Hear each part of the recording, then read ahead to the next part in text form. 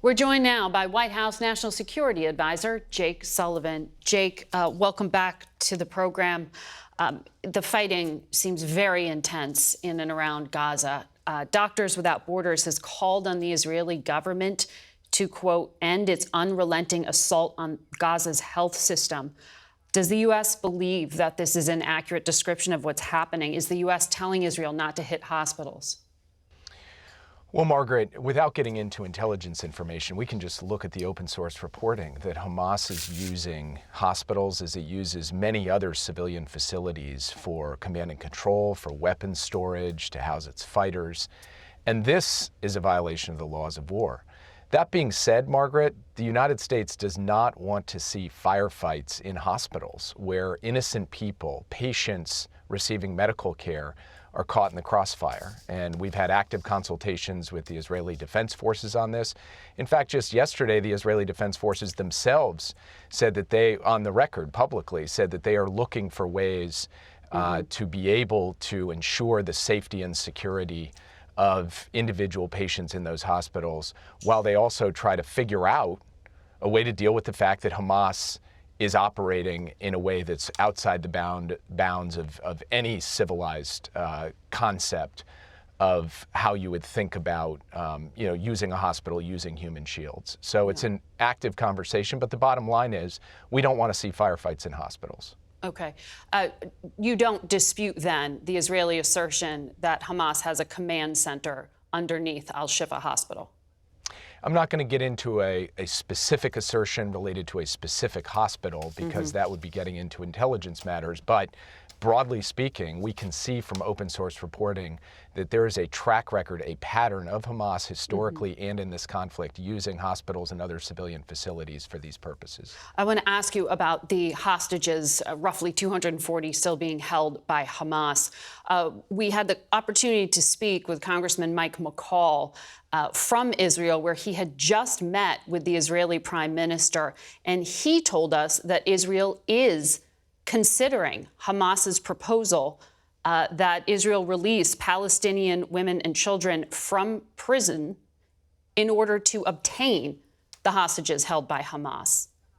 Is that something the U.S. thinks should happen? Well, Margaret, you'll understand if I'm very careful in how I answer this question because the negotiations are delicate, they're high stakes. What is at stake is the recovery of a significant number of innocent people, including innocent Americans currently being held hostage by Hamas, a murderous terrorist organization. It is the case that there are active negotiations underway between Israel and Qatar, who is communicating with Hamas. And the United States is involved in those discussions, very much involved in those discussions. But I'm not going to get into the specifics of what's on the table, only to say that we are actively working to ensure the safe return of every American being held hostage and every other person being held hostage by Hamas. There are still roughly 400 Americans stuck in Gaza, according to the State Department. Will they get out? We are determined to ensure that they get out. Many have gotten out. Many are still there, as you mentioned, not just American citizens, but also their immediate family members. And we're trying to create a circumstance where every one of them can get safe passage out of Gaza. The gate has been open and closed.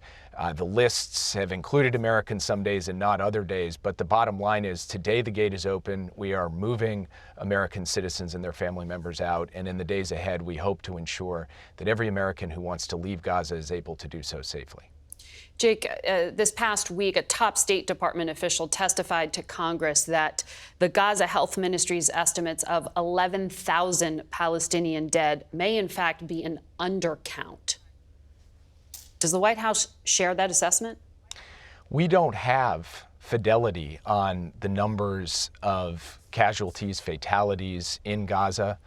We don't know how many are fighters and how many are innocent civilians. But as I have said before, and as Secretary Blinken has said before, we do know there are thousands of innocent civilians who have been killed in the military operations that began after October 7th. And every loss of life of an innocent person, whether it's Palestinian, Israeli, anyone, is an absolute tragedy. And we grieve for every one of those lives. And we continue to reinforce the proposition that Israel has the right, indeed the responsibility, to go after Hamas, who continues to represent a threat to the state of Israel, but it must do so in a way that's consistent with the laws of war. And Secretary Blinken also said too many Palestinians had died to date. I want to zero in on the future, which I know you have talked about from day one, what will happen in Gaza next. And you've pressed the Israeli government on this point.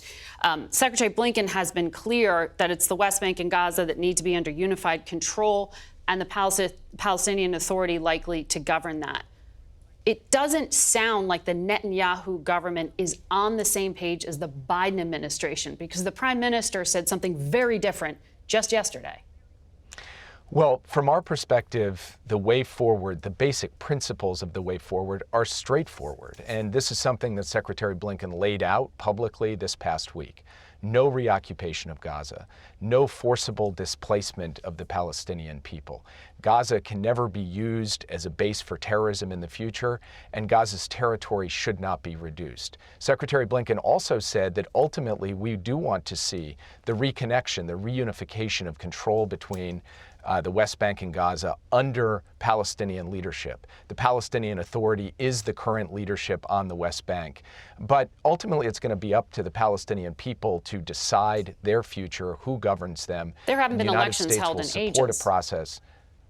Well, that's right, Margaret. There haven't been elections held since the early 2000s.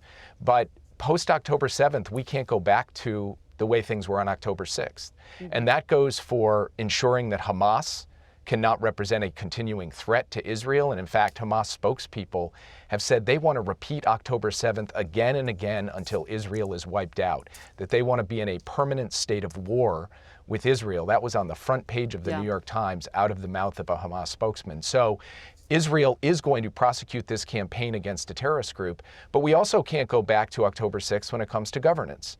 And it will ultimately be up to, or should be up to, the Palestinian people to decide what their future governance looks like, and that should involve a reconnection, as Secretary Blinken has said, of the West Bank and the Gaza Strip. Jake Sullivan, thank you for your time.